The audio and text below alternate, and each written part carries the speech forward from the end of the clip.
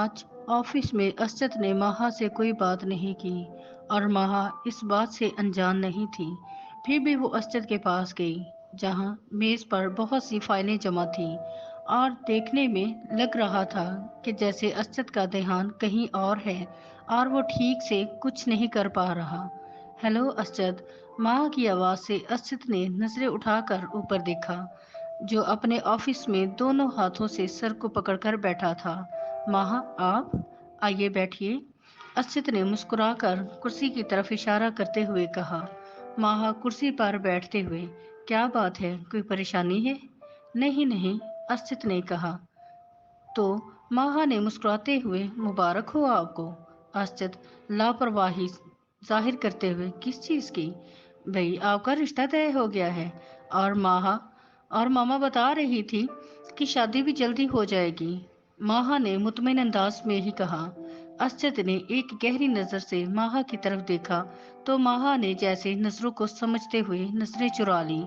असद ने फाइल की तरफ देखते हुए, जी, मैंने ही मामा से कहा था मुझे शादी करनी है और वो भी तुम्हारी शादी से पहले। असद तंजिया अंदाज में बात कर रहा था और माहा इस बात को अच्छी तरह समझ रही थी। जी, पार्टी तो बनती है आपकी तरफ। माहा ने दोस्ताना अंदाज में बात की। जी जरूर, आप हुक्म तो करें, अभी भी सब कुछ आपका ही है।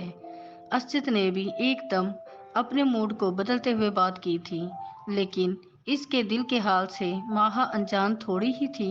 इतने में फोन की बेल हुई। असद ने रिसीवर उठाते हुए, एक्सक्यूज मी।